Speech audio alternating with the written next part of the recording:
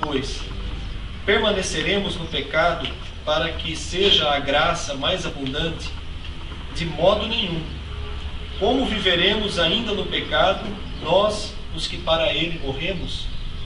Ou porventura ignorais que todos os que fomos batizados em Cristo Jesus, fomos batizados na sua morte?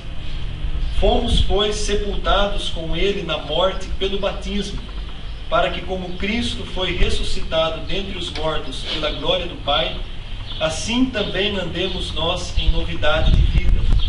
Porque se fomos unidos com ele na semelhança da sua morte, certamente o seremos também na semelhança da sua ressurreição.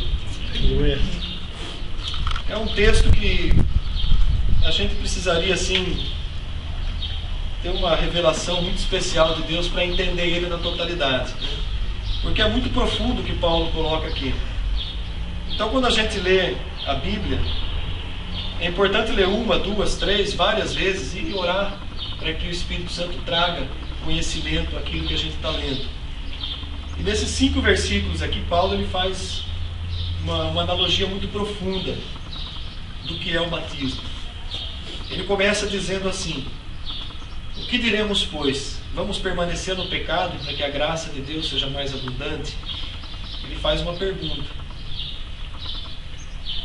A colocação que Paulo faz é assim: olha, se a graça se manifesta com maior abundância onde há mais pecado, então seria melhor que a gente tivesse muito pecado para que se manifestasse muita graça. Esse talvez fosse o pensamento confuso de algumas pessoas ali naquela época, naquela situação. Talvez pensaram assim: bom, se é do jeito que Paulo está falando, é melhor eu pecar bastante, porque a graça de Deus vai ser ainda maior sobre a minha vida. E no fundo isso é uma verdade, porque nós vemos pessoas, cada um teve um grau de envolvimento com o pecado. Todos, nenhum de nós escapamos desse grau de envolvimento com o pecado. E todo pecado ele faz separação entre o homem e Deus. Mas alguns tipos de envolvimento com o pecado, eles causam uma consequência, eles fazem um estrago muito grande na vida do ser humano e na vida das pessoas com quem a gente se relaciona. Então, às vezes, um pecado de um pai, ele afeta uma família inteira. Às vezes, o pecado de um filho, envolvido num vício, numa situação, ele afeta a família inteira. O pecado de um líder, ele afeta uma comunidade toda. Então, a gente vê que há um nível de envolvimento com o pecado. Quanto maior esse nível, de fato maior vai ser a manifestação da graça de Deus. Jesus ele se refere a isso em algumas passagens do Evangelho, e uma delas é quando aquela mulher é pega em flagrante adultério e ela é condenada ao apedrejamento. Na cultura hebraica, na época da lei, uma mulher ou um homem também pegos em flagrante adultério, eles eram mortos apedrejados. Só que ali só trazem a mulher para ser apedrejada, o homem nem aparece na história. E todo mundo intenciona matar aquela mulher apedrejada. Eles questionam ali a Jesus, tentando pegar Jesus de alguma forma nas suas próprias palavras. E Jesus, no final de todo aquele alvoroço, aquele questionamento, ele fala: tudo bem, quem não tem nenhum pecado, atire a primeira pedra. E nenhum deles, a começar pelos mais velhos, vão soltando as pedras e vão saindo, e aquela mulher, ela fica ali só com Jesus e ela recebe um perdão. Uma graça tremenda foi derramada na vida daquela mulher. Quando Jesus está também ali na casa de Simão, aquela mulher pecadora vem e chora e lava os pés de Jesus com as suas lágrimas, enxuga com o seu cabelo. E Jesus ele faz esse comentário também no final: quem muito foi perdoado, maior é o sentimento de gratidão para com Deus. Então Paulo está falando algo relacionado a isso. Porém ele diz que nós não devemos permanecer no pecado para que a graça seja mais abundante. Ele diz: de modo nenhum. Como que nós vamos viver no pecado, nós que para ele já morremos? Olha, o que Paulo está querendo dizer: se eu já morri para o pecado, ele está querendo dizer exatamente isso. A minha vida passada morreu no momento em que eu entreguei a minha vida para Cristo. Por isso que ele faz uma relação com o batismo.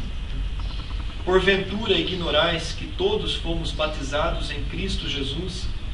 Todos fomos batizados na sua morte?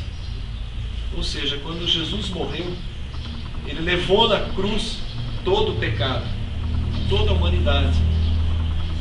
Ele levou na cruz todo o pecado.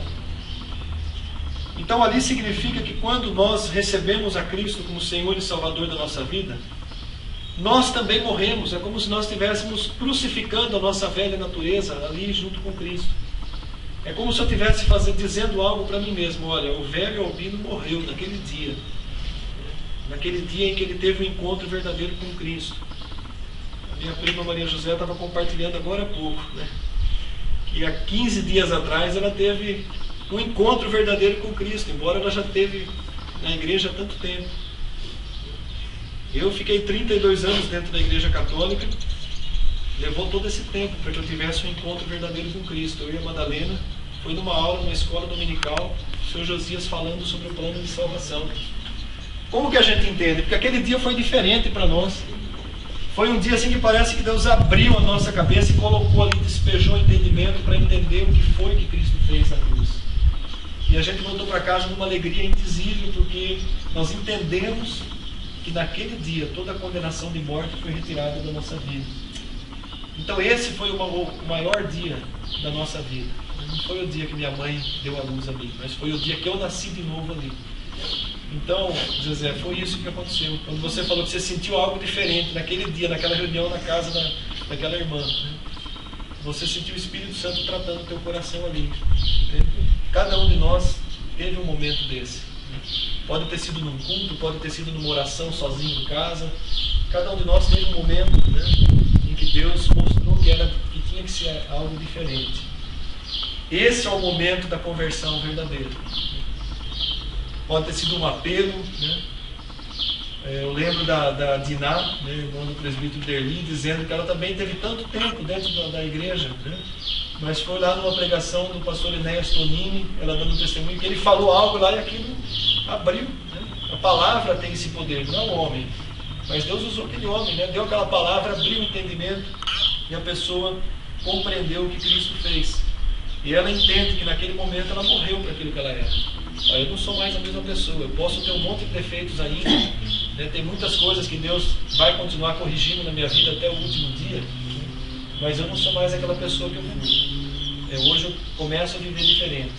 E você vai ver a diferença, que algumas coisas que você fazia no passado, que você tinha prazer em fazer, que era um pecado, você não tem mais. Você não quer mais aquelas coisas. Você vai se afastando, vai abandonando aquilo, e algo novo começa a brotar no seu coração. Você começa a ter uma percepção diferente da vida.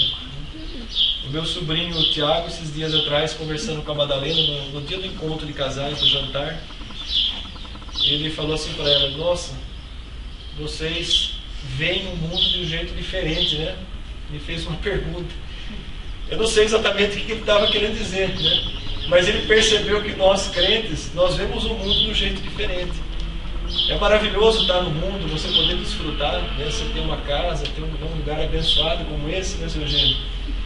Ter o conforto de um lar, né? São benefícios que Deus nos dá. Mas a gente viveria bem do mesmo jeito se não tivesse, porque a gente tem Cristo no coração. Ao passo que você vê pessoas que têm uma infinidade de bênçãos materiais, né? E não têm Cristo, e elas não conseguem viver bem com tudo que elas têm, com toda a riqueza. Então por quê? Nós estamos aqui, sabemos que não somos eternos para essa vida, para esse mundo, e que há algo muito maior de Deus reservado para nós. Então eu posso viver nesse mundo como se eu fosse um morto. Morri para as coisas desse mundo. Vou desfrutar daquilo que Deus me permite e me concede, mas isso não prende mais o meu coração.